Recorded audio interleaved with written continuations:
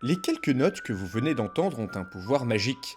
Lequel, me direz-vous? Celui de rappeler au bon souvenir de dizaines de millions de personnes l'univers d'Harry Potter. Qui parmi vous n'a jamais rêvé, enfant, qu'une chouette épuisée ayant parcouru des centaines de kilomètres vienne s'écraser brutalement contre votre vitre pour vous annoncer que non, vous n'êtes pas un être humain normal, vous êtes spécial tout plein, pas comme les autres. Youpi, fini les maths, fini le français, car vous voilà destiné à entrer dans une école magique remplie de spectres et de monstres psychopathes.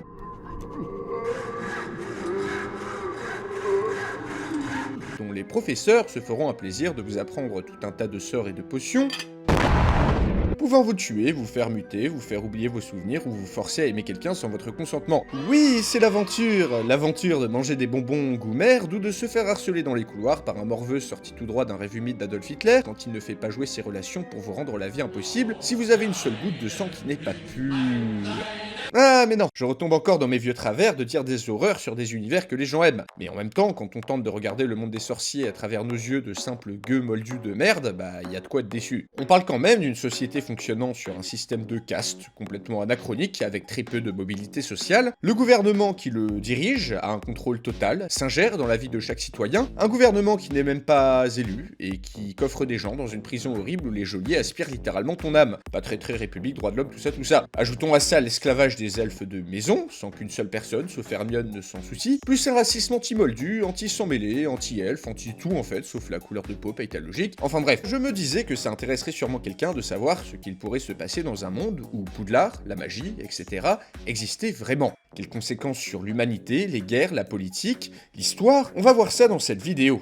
Et si l'univers de Harry Potter était réel? Ah oui, et je ne parlerai pas ici des polémiques entourant l'auteur, car ce n'est ni le sujet ni le propos de la vidéo. Non, nous nous intéresserons à l'univers en particulier, auquel je vais me faire un plaisir d'insuffler une bonne dose de réalisme. Les sorciers se croient supérieurs, et j'attends de voir ça, car les moldus ne sont pas si démunis que ça, vous allez le voir. Bref, je parle, et plus j'ouvre ma bouche, plus je sors des blagues de merde, donc sans plus tarder, place au scénario. Mais juste avant, générique.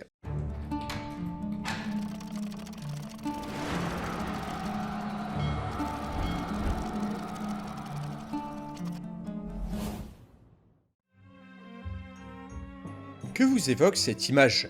Un mythe ancien, une divinité quelconque? C'est ce que croient les humains modernes. Mais quelle est la réalité dans un monde où la magie existe, et où les sorciers vivent cachés au milieu de nous?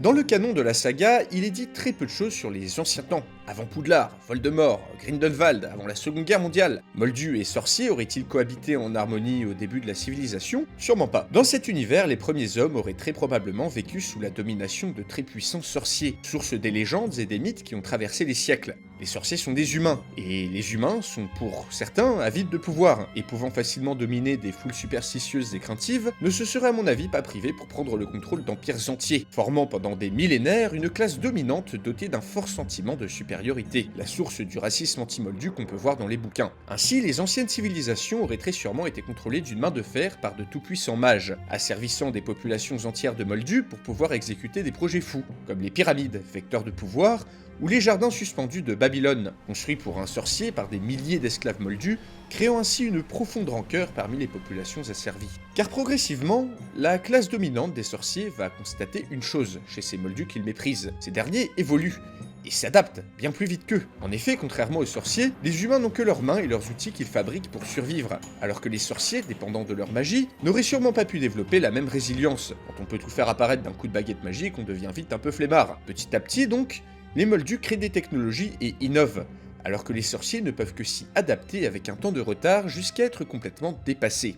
Devant la multitude de moldus de mieux en mieux armés, les mages perdent le contrôle, et auraient vu leur règne tyrannique chanceler. Alors il n'est pas précisé dans le livre le pourcentage exact de sorciers dans le monde, mais on peut penser que ça représente une infime minorité de la population globale. Ainsi, les sorciers continuent de se mêler aux hommes, mais restent de plus en plus en retrait. On peut imaginer qu'au fur et à mesure que l'histoire avance, les sorciers ne contrôlent plus qu'indirectement les grands de ce monde, via des sorts d'imperium, d'emprise mentale, mais n'arrivent plus comme avant à s'imposer comme des dieux vivants au commun des mortels, car plus assez nombreux, ni assez puissants pour gérer cette multitude. Les empereurs romains, par exemple, avaient dans la réalité tous des devins, des sorciers ici donc, et se seraient fait manipuler dans l'ombre via des sorts et des potions. Dans ce monde, les humains vénèrent toujours des idoles modelées, selon les mages anciens qui régnaient autrefois en despotes. Mais partout, l'influence des sorciers recule devant les avancées technologiques. En Occident, c'est sûrement l'arrivée du christianisme qui met fin au règne de l'ombre des sorciers. Un seul dieu, plus d'idoles ni de superstitions autorisées. On peut imaginer que Jésus et les grands prophètes soient ici des sorciers trahissant leur communauté en faveur des moldus, et utilisant leur pouvoir pour accomplir des miracles. Donc au fur et à mesure, la magie devient une pratique hérétique. La religion se répand comme une traînée de poudre, et la population, qui se souvient encore de la tyrannie des mages, en profite pour se venger. Puis vient l'islam, et petit à petit, ce qu'il reste des sorciers disparaît ou se cache, entamant une scission définitive entre les deux mondes, en Europe et en Orient, autour de l'an 1000,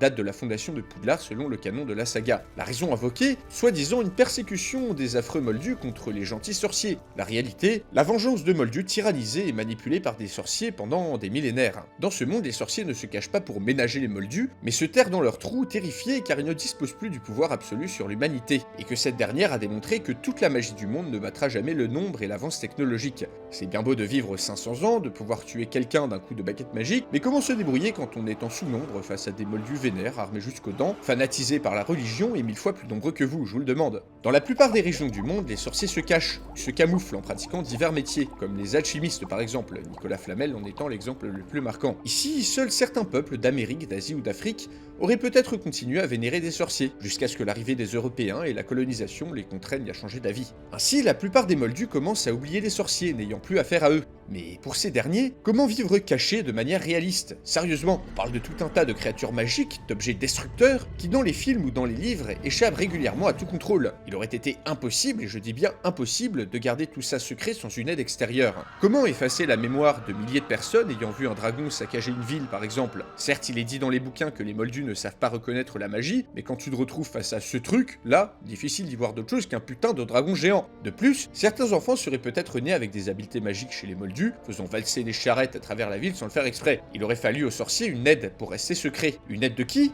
Des chefs moldus, bien entendu, des puissants du monde, ayant un intérêt à pactiser avec de puissants mages, et ce pour asseoir leurs ambitions. On a d'ailleurs un exemple dans le Potterverse de ces interactions entre moldus puissants et sorciers. La famille Malfoy, par exemple, serait à la base arrivée en Angleterre avec Guillaume le Conquérant, et l'aurait aidé durant la bataille d'Hastings, lui permettant de récupérer des terres par la suite. En échange, les sorciers auraient demandé aux chefs moldus de les aider à garder le secret de leur monde, afin d'éviter les persécutions de la population, formant ainsi un pacte. Les sorts d'oubli ne sont pas suffisants, trop de personnes ont vu les actions d'une wyvern ou d'un mage rebelle, pas grave.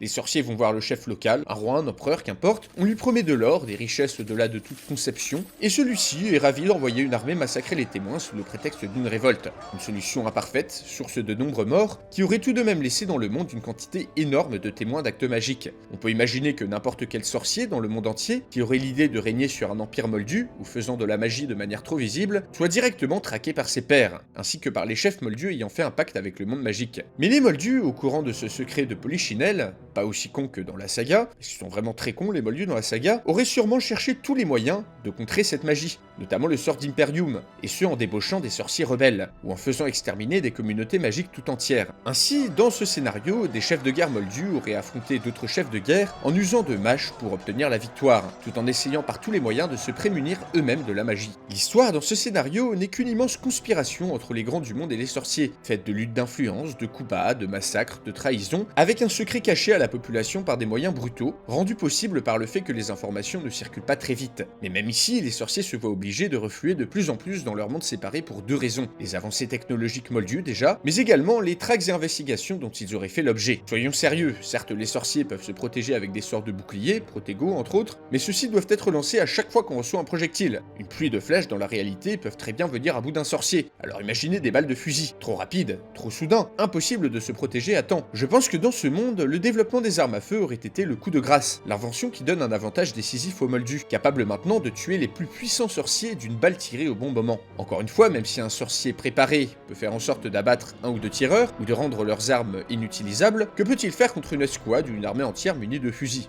Rien. Traqués et convoités par les puissants du monde qui veulent utiliser leur pouvoir pour eux-mêmes, incapables de contrer les armes à feu avec leur magie, les sorciers perdent définitivement toute possibilité d'influencer le monde moldu, et se renferment dans un monde parallèle archaïque, en retard technologique, et en décalage complet avec le reste de l'humanité, qui continue sans cesse d'avancer. L'évolution des technologies, la propagation des religions monothéistes, et les escouades moldus chargées par les puissants de traquer ou de capturer les sorciers, vont donc au cours des siècles faire baisser drastiquement leur nombre partout dans le monde. Mais ici, les gouvernements et les états-nations qui se forment progressivement auraient forcément été au courant de l'existence de la magie, et ce de manière continue depuis le début de l'humanité. Rappelez-vous de la difficulté à garder secret un bordel pareil. Même avec un ministère de la magie contrôlant du mieux qu'il peut, c'est-à-dire pas assez, le monde des sorciers, les possibilités de fuite sont trop nombreuses. Entre les témoins qu'on a oubliés d'oubliettes, les moldus mariés à des sorciers d'ailleurs incontrôlables, même avec des pièges à moldus, même en parquant des créatures magiques dans des réserves, il y a trop de possibilités de fuite. Donc il est logique pour moi qu'alors qu'arrive le XXe siècle, chaque grande nation est au courant de l'existence des sorciers dans leur pays. On peut imaginer que des accords à l'amiable soient trouvés du moment que les sorciers se rendent utiles, que ce soit au niveau économique, diplomatique, militaire ou en manipulant des adversaires, mais si les sorciers habitant un pays refusent d'interférer dans les affaires moldues, comme ils semblent vouloir le faire dans la saga, il aurait suffi d'un président ou d'un dictateur un peu vénère, voyant dans ce monde parallèle incontrôlable une menace, pour déclencher une campagne d'extermination. Pensez-vous que les guerres coloniales du début 1900 étaient uniquement dues à l'insoumission des peuplades colonisées? Vous vous trompez. Ici, une des raisons principales est également la présence de sorciers africains refusant de collaborer avec les autorités européennes. Les nombreux génocides d'Hitler sont bien connus et documentés, sauf celui des sorciers allemands, vu comme une menace pour l'ordre et le pouvoir du Reich. Un génocide qui aurait d'ailleurs été mis en place avec l'aide de sorciers, en témoignent les activités occultes de l'Allemagne nazie. Quant à la révolution culturelle en Chine, qui a fait tant de morts, c'était aussi une manière de mettre les sorciers chinois au diapason du régime, en envoyant beaucoup dans des camps de rééducation pour leur inculquer les bonnes valeurs du socialisme et les persuader de servir la nation grâce à leur pouvoir. En fait, la magie est ici vue par les gouvernements à la fois comme une opportunité, mais aussi comme une menace, créant ainsi au fur et à mesure de la création d'États-nations, avec des intérêts bien précis, une traque impitoyable, internationale et ininterrompue des sorciers. Ici, ce ne sont pas seulement les premiers ministres ou les présidents qui sont mis au courant de l'existence des sorciers, mais des pans entiers de gouvernements qui auraient travaillé dessus, protégés des initiatives magiques par des bunkers et des dispositifs spéciaux, tuant grâce à des pièges ou des technologies anti-magie tout sorcier voulant s'y introduire pour garder le secret. Alors certes, il est dit dans les livres que si la magie est utilisée à côté de la technologie moldue, cette dernière ne fonctionne plus, mais aurait-ce été le cas longtemps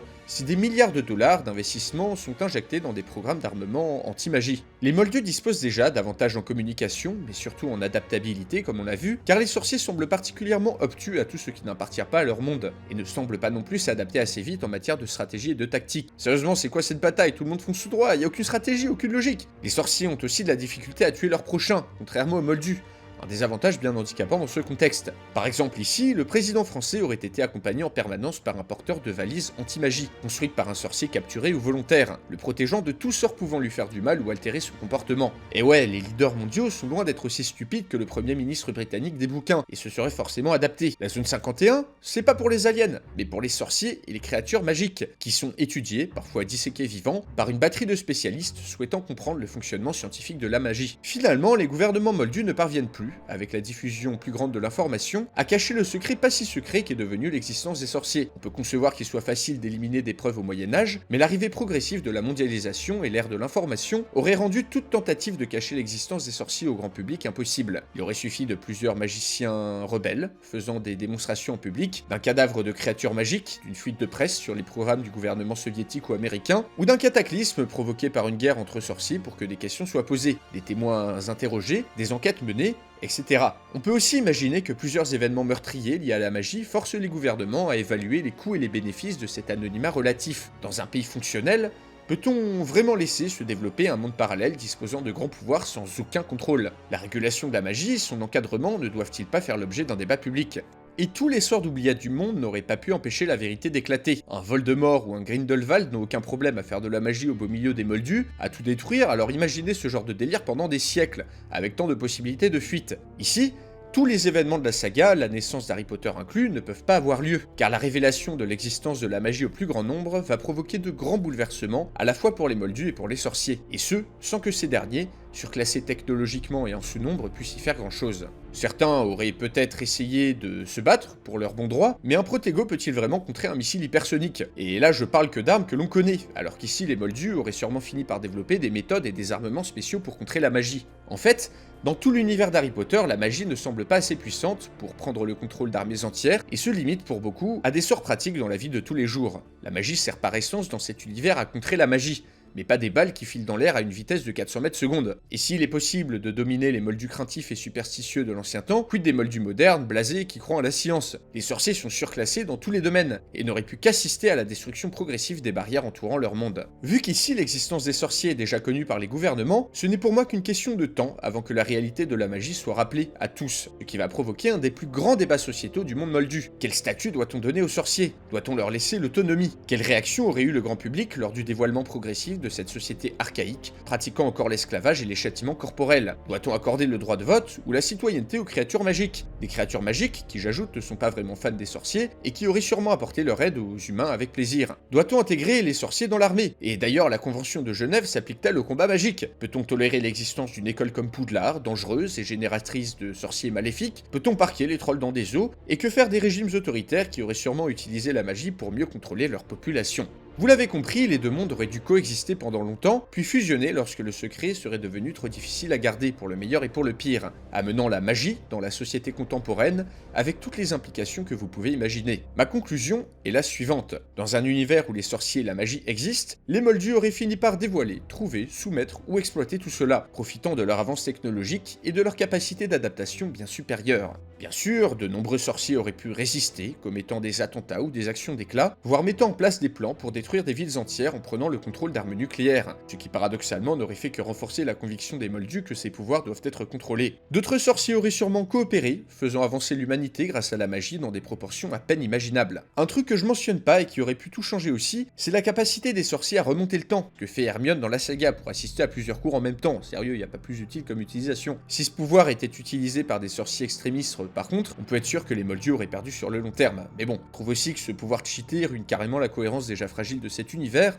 d'où le fait que je l'ai pas ajouté à ce scénario. Mais vous pouvez le faire, car ce n'est bien sûr que ma propre interprétation et mon propre scénario avec lequel vous pouvez être d'accord ou pas. Je serais ravi de lire dans les commentaires votre propre version d'un monde où les sorciers et la magie existent vraiment. Dans tous les cas, j'espère que la vidéo vous a plu. Et vous pouvez aussi me suggérer d'autres concepts un peu drôles de ce type pour la prochaine fois. Une autre chose que vous pouvez me suggérer est également des concepts de live. Et d'ailleurs, n'hésitez pas à me rejoindre sur ma chaîne Twitch, où je fais tout un tas de lives et je suis d'ailleurs en recherche de nouveaux concepts, ce qui est la raison pour laquelle je vous demande votre avis. Vous pouvez également soutenir la chaîne financièrement, si jamais vous souhaitez m'aider à vivre de mon travail et si vous en avez les moyens. Et surtout, n'oubliez pas, comme d'hab, de vous abonner, la cloche, pouce bleu, ding ding, vous connaissez. Et en attendant, chers abonnés et spectateurs, on se dit à la prochaine pour une nouvelle vidéo.